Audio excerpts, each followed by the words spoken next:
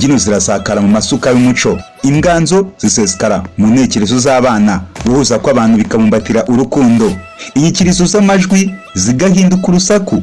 Ese ubundi imyidagaduro ni iki? Umuziki uracurangwa mu marushanwa y'isi, indirimbo z'ubutumwa zigasana imitima, ibyiyumvo bikabyara ubumwe n'ubusabane, ibyishimo bikaringa imipaka y'amahanga. Ese ubundi imyidagaduro ni iki? Ubugeni bw'isakaza bumenyi butanga ubuhanga, ibitaramo bikubaka amarangamutima mashya, inkuru z'ubuvanganzo zigasohora mu magambo, indangamirwa y'umuryango igahabwa ishusho. Ese ubundi imyidagaduro ni iki? Gusetsa no gukina bisenya agahinda, ibyivugo by'uturirimbo bigatera ishema, inshuti zikiyongera mu gushima ikirere, impano zikavamo ubuhanzi. Ese ubundi imyidagaduro ni iki? Ikaze mu kiganiro cyacu kuri Tratibu TV. Nge nitwa Justin Mind Harerimana. Uyu munsi tugiye kurebera hamwe aho uruganda rw'imyidagaduro mu Rwanda ruri kugana. Ikaze mu kiganiro cya none. Rwagiye rurerera ku ruvunganzoka, rwitwikiriye amahanga, ntirwabashije kwihangana, rwumvise umudiho w'i Burayi, ntirwumvise uw'Afurika, rwacuranze iz'amahanga rusiga izacu, rwabuze umurishyo wacu, rwabuze umwimerere wacu, rwirukira amajwi y'abandi, ruhunga indirimbo zacu. Nyamara uyu munsi harashyira haraka, harashya pe hakaka. Indirimbo zacu zatangiye kuririmbwa, amajwi yacu yatangiye kumvikana. Rwiyemeje kutongera kuba igicumbi cy'abanyamahanga, rwiyemeje kubaka ndetse no kugaragaza isura yarwo, rwiyemeje gusubiza agaciro k'umuco, rwiyemeje gutera imbere rutavuye mu ruhando mpuzamahanga. Rwahoze ari nyampinga w'abandi, ubu rutangiye kuba nyampinga warwo. Rwahoraga rwumva amajwi y'imahanga, ubu rwatangiye gushishikariza amajwi yarwo. Rwari ruri mu nzira ariko ruri ku rugendo rwiza, ntabwo rwageze ku musozo ahubwo rwari ku ntango. Ntabwo rwahigaga isi ariko rwatangiye guharanira kuyihiga. Uruganda rwacu rwarabohotse, rusubirana indangamurage, rurakira, ruguma ku muco, rukisubiza agaciro nyako k'u Rwanda. Reka mu kiganiro cyacu tukubwira amavu n'amavuko uko byari bimeze mu Rwanda rwa kera kugeza n'ubu.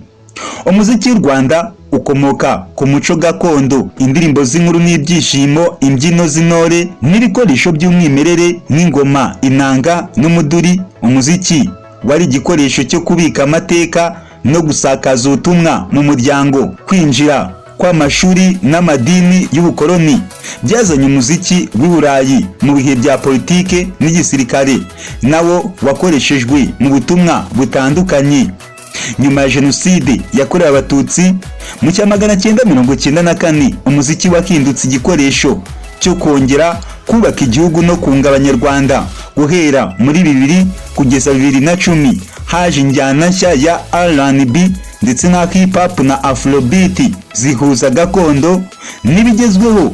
Mu myaka ya vuba hagati ya 2019 ndetse na 2025, uruganda rwateye imbere mu myuga, mu nganda za studio no mu bufatanye mpuzamahanga. Abenshi bahita bibaza bati ese ubu turihe? Imbaraga ni iki zerekana? Abahanga bagaragaza ko kuri ubu abahanzi bashya bafite ubushobozi bwo guhuza gakondo n'injyana za none, bigatuma umuziki wacu ujyana n'isoko mpuzamahanga.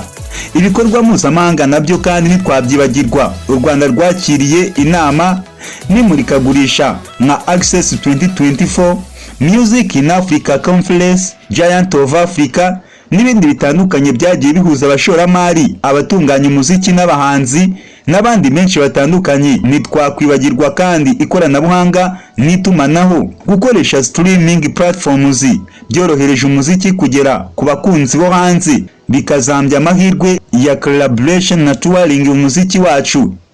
Hari ibibazo bikigaragara, abenshi bakibaza bati nubwo ibyo byose byagezweho, ese hari ibibazo bikigaragara mu ruganda rw'imyidagaduro mu Rwanda? Loyalty, uburyo bwo gukusanya no gutanga amafaranga y'imitungo bwite y'abahanzi, buracyari buke kandi bugaragaza umucyo. Reka nkubwire ku masezerano. Rebo zimwe zirangwa n'amasezerano yandikwa nabi bigasiga abahanzi mu gihombo. Ikindi kandi twakubwira, haracyari ubumenyi buke mu bucuruzi. Abahanzi benshi ntibarabona abajyanama b'inzobere mu micungire, marketing na contract management. Nanone kandi hari isoko rito imbere mu gihugu, nta bushobozi bwo kwinjiza amafaranga menshi, ibi kandi bikagombera gushakisha amahirwe hanze y'igihugu. Nanone kandi hari itangazamakuru muri rusange, rimwe rishyira imbere gospel kurusha ubuhanzi nyirizina cyangwa se injyana za secular, bigafasha kumenyekana ariko ntibiteze imbere ubuhanzi mu buryo burambye. Hari n'izishyira imbere secular zikibagirwa gospel music. Reka noneho twibaze, ninde uvangira abahanzi, abanyamakuru cyangwa se abashoramari mu muziki? Reka dore ku bahanzi ubwabo. Abahanzi bamwe baharanira hiti za vuba aho kubaka kariyeri z'igihe kirekire, abandi ntibagira ubumenyi mu micungire y'umwuga. Ku banyamakuru ho bihagaze bite? Hari abakora neza ariko hari n'abandi bahuza itangazamakuru n'ibihuha aho kugaragaza inyigo n'ubusesenguzi. Reka tugaruke ku bashoramari, bo bafite ubushake bwo gushora imari ariko babura silence mu by'agateganyo no mu mucyo w'imicungire. Ibi byose byerekana ko ikibazo ari systematique, buri ruhande rufite uruhare rukomeye muri ibi bintu. Nyuma y'ibi byose hari inama zifatika abahanga batanga. Abahanga babagira inama yo gukomeza kunoza uburyo bwa loyalty collection hifashishijwe ikoranabuhanga no mu mucyo.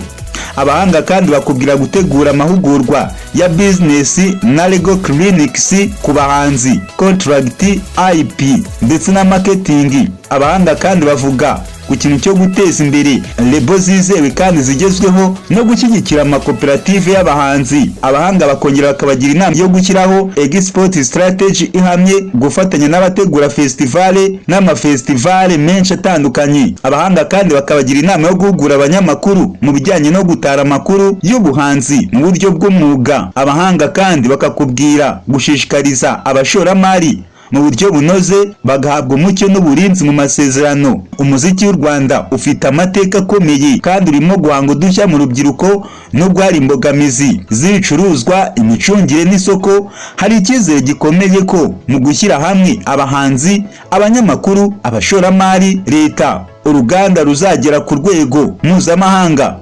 Ikoranabuhanga ritanga inzira nshya zo kumenyekana no kwinjiza amafaranga. Amastudio n'ibikorwa by'umwuga byazamuye ireme ry'umuziki. Ibitaramo n'ubufatanye mpuzamahanga byafunguye amarembo ku rubyiruko rw'Abanyarwanda. Ku gipimo cy'100%, icyizere kiri hagati ya 60% na 70%. Niba habayeho gushora imari mu bikorwa remezo, kongera amahugurwa no kubaka imiyoborere myiza, umuziki w'u Rwanda uzaba isura nshya y'igihugu ku ruhando mpuzamahanga. Reka nkushimire wowe ukomeza kubana natwe kuri Taratibu TV, nkusaba gukora subscribe, share, like, comment kugira ngo ibikorwa byacu bikomeze bikugereho umunsi ku wundi. Nge wakugezagaho ibi byose nari Just in Mind Harerimana.